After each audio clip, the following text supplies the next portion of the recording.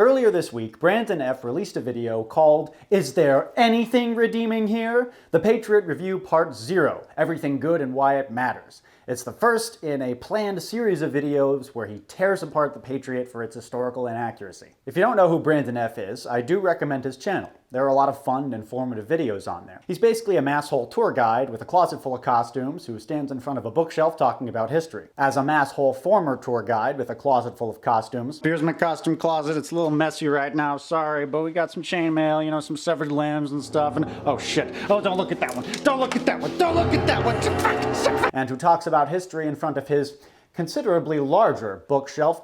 I feel like I'm uniquely qualified to offer a counterpoint to Brandon's claim that historical accuracy in movies matters. The bookshelf is my penis. And by the way, I'm not trying to defame or criticize Brandon personally here. I like the kid. He's got a passion, he works hard at it, and I feel like if he and I got into a conversation about historiography and historical interpretation, we would actually agree on most things. He also looks damn fine in his red coat uniform. I mean, I'm not trying to make it weird or anything, but I'd swipe right. But when it comes to this claim, some people say, yes indeed, that they became interested in the American War of Independence by virtue of a film like The Patriot, and that makes it A-OK in the end.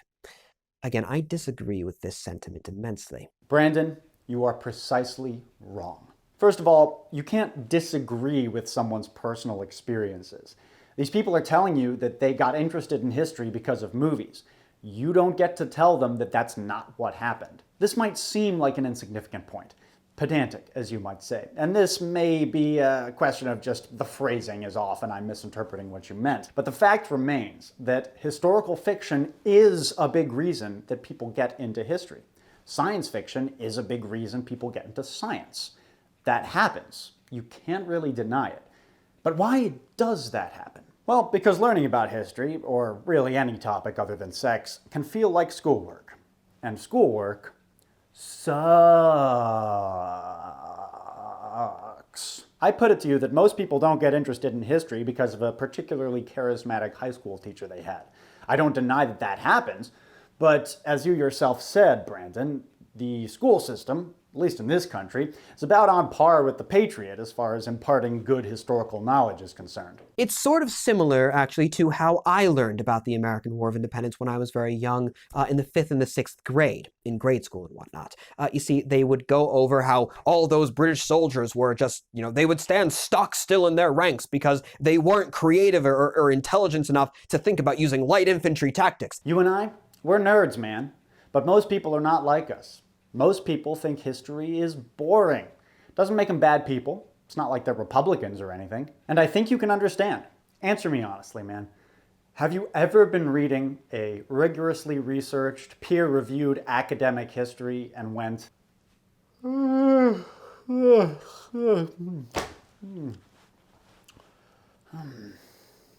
you honestly say that's never happened to you, even as a hardcore history buff? Film and television, on the other hand? Man, they're the storytelling media of our age, and we are storytelling animals. There's nothing in the world more powerful than a good story. Shut the fuck up, Tyrion! We've been telling stories to one another for thousands of years longer than we've been recording history. Probably tens of thousands. Academic study is an intellectual exercise. Storytelling is an emotional exercise. And if there's one thing that propaganda can teach us, it's that you don't reach people by engaging with their intellect. You reach them by playing on their emotions. Shit, I haven't even gotten to the meat of the argument yet. They watch that movie and they actively they're learning things as a result of that movie. They're getting, even if they're not like actively learning, but they're getting an impression of the time period, which is so totally wrong. They are absorbing information which is false, sort of like negative information, things that will have to be unlearned in order for them to proceed, so to say, in their historical knowledge. Right, so here's the sad, unfortunate truth. I care about history. You, Brandon, also clearly care about history. But most people simply do not give a fuck. And I know you know that, Brandon. But what you may not have considered is that your average moviegoer, they can't even be bothered to continue with their journey of historical knowledge. They have other interests. They have bills to pay. Some of these people have children to feed, God help them. Online video education is a powerful tool. You can inform, you can entertain, you can even change minds and perspectives, but the one thing that you could never do is make people care. But then again, there will always be that small percentage of people who are curious. People such as those I mentioned earlier, who will watch a historical movie and then get interested in the time period in which it was set. That's why resources like your channel are so important, Brandon. You put it really well in one of your older videos. I use those programs, those shows and those games and such, as a medium to discuss genuine historical topics. Take, for example, my Black Sails video, where I was able to talk about a vast variety of topics which otherwise I wouldn't have thought to make a video about, and indeed for many of them wouldn't have necessarily deserved a whole video on their own. But by watching that one video, you're able to learn all these different little historic facts. Yes, absolutely. That's exactly what I tried to do with my Gods and Generals video. The movie itself is almost irrelevant. What's much more important is the little historical tidbits that you slip in. And speaking of Gods and Generals, I agree with you that the Patriot is propaganda. It is shameless American nationalist propaganda. History has shown that that can be very dangerous. So I think that's a very good example of an instance where being, pedantic about historical inaccuracy can do some real world good. And I really look forward to hearing you talk about that particular aspect of the Patriot. But here's where you and I differ, Brandon. Darling. Sweet Lips. May I call you Sweet Lips? There's a distinction between nationalist, or in the case of Gods and Generals, racist propaganda, the sorts of things that inspire people to shoot up a Walmart, and little trivial historical facts that really don't matter all that much. It took years. Countless books, countless documentaries, countless encounters with historians. It takes so long for people to unlearn those false narratives when that is the way that you are introduced to a historical subject. Yes, that's the case with so many things in life. We live and we learn. Ask a kid about the Middle Ages and they'll probably tell you that there were dragons roaming around. That's fine. They'll grow out of it. And oftentimes these romantic notions just get pummeled out of you anyway by the daily existential crises that constitute the hellscape of civilized life on this planet. It's like Disney movies giving kids unrealistic expectations about love.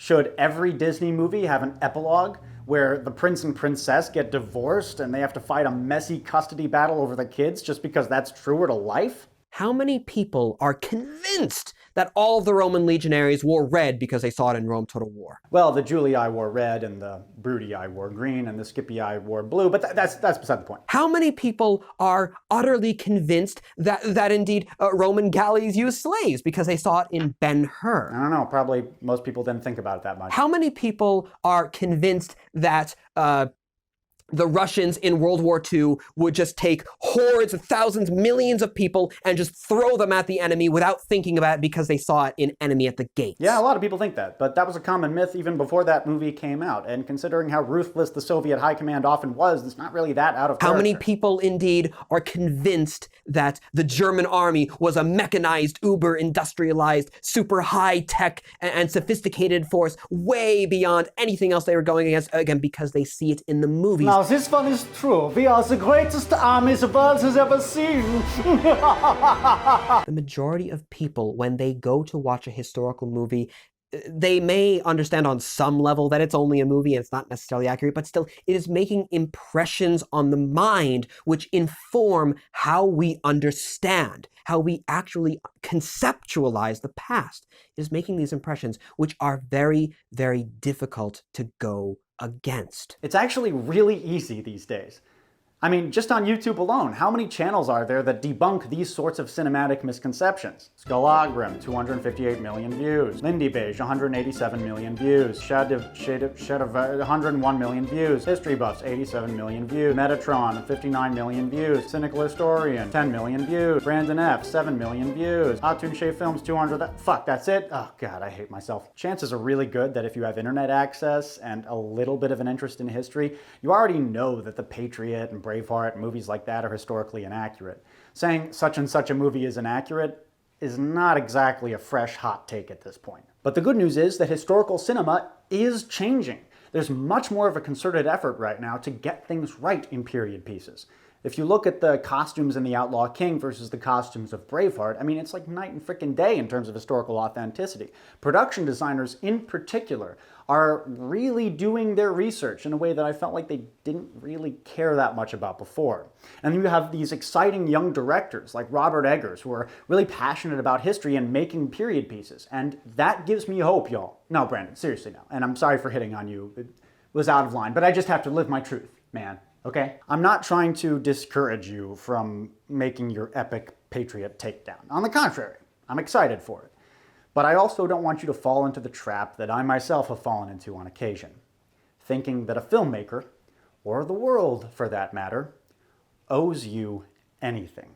And my advice for history buffs the world over, well, a certain type of history buff, is that knowledge of useless trivia does not constitute a personality. And obviously I'm not referring to you, Brandon. I mean, you have a lot of personality. I'm sure any of your subscribers could tell you that. I mean, you've got your like Twinkie smile and the really sharp way you dress and that really sexy transatlantic accent. I guess what I'm trying to say here is this video was brought to you by my very generous patron, the Exiled Tyrant, who... Wait, what? Oh. Really? Oh. I'm sorry, ladies and gentlemen. The part of the Exiled Tyrant will now be played by Cooper Morrison. Oh wait, he's not here? Fuck.